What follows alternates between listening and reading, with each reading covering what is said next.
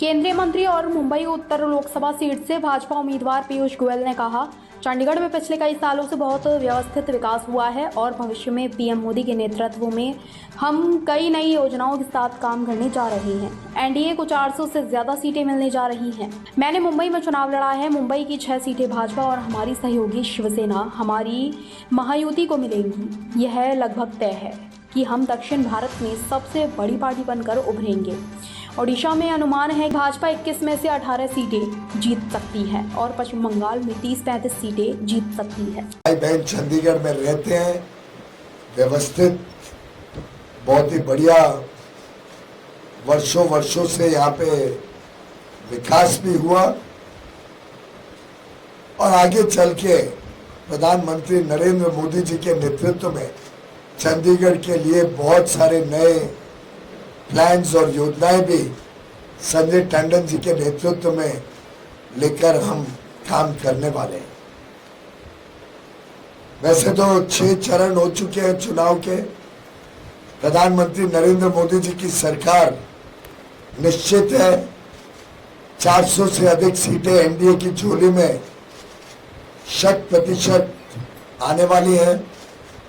मेरा भी भ्रमण देश के अन्य इलाकों में रहा और लगभग सभी जगह जो उत्साह, जो उमंग, जो आशीर्वाद, जो समर्थन माननीय प्रधानमंत्री नरेंद्र मोदी जी के लिए, उनके 10 वर्ष के बेदाग केंद्र सरकार में प्रधानमंत्री के कार्यकाल या 50 वर्ष का बेदाग ईमानदार देश सेवा का जीवन, कण कण क्षण क्षण जनता की सेवा में, देश की सेवा में, देशभक्ति से ओतप्रोत आज पूरे देश में और वैसे तो पूरी दुनिया में आज उनकी लोकप्रियता चरम सीमा पर है। मैं स्वयं मुंबई में चुनाव लड़कर आया हूं।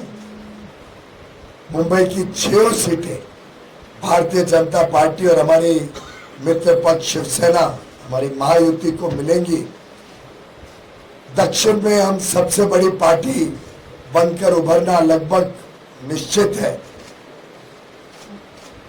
नए प्रदेश जहां हमारी संख्या कम रहती थी, अब बड़ी संख्या में प्रधानमंत्री मोदी जी के समर्थन में उतरे हैं।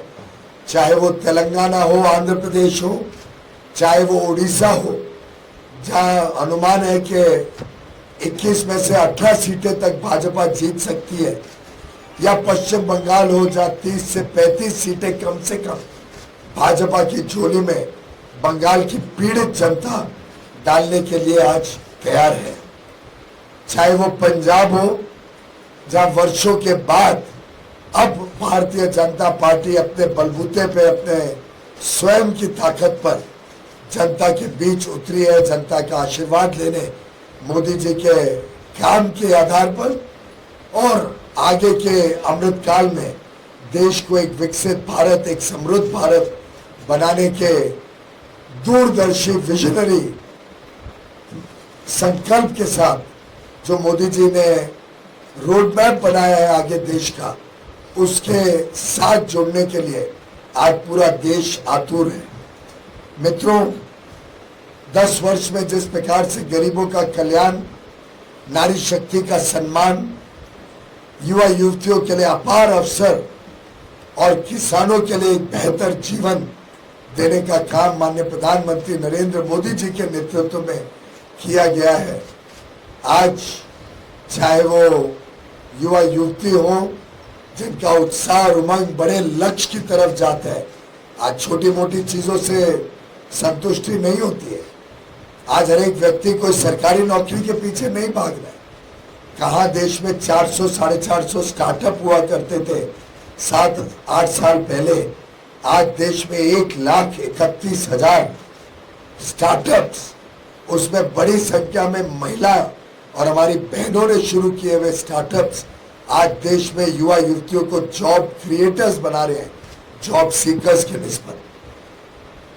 जितना इंफ्रास्ट्रक्चर, आधारभूत सुविधाओं में निवेश हो रहा है, चाहे वो भारत के 114 नए इनलैंड वाटरवेज हो, पोर्ट कैपेसिटी डबल करने का काम हो, एयरपोर्ट 74 से बढ़ा के 150 एयरपोर्ट बनाने का बात हो, चाहे वो रेलवे के बड़े विस्तार की बात हो, नया बुलेट ट्रेन पहली बार भारत में आने की जो कल्पना के साथ तेज गति से काम हो रहा है, या डेडिकेटेड फ्रेट कॉरिडोर्स के काम को खत्म करने की बात हो। मेट्रो आज भारत के कोने कोने में जा रही है, यहाँ तक कि अब तो कई शहरों में न्यूयॉर्क से ज्यादा मेट्रो अब भारत में आने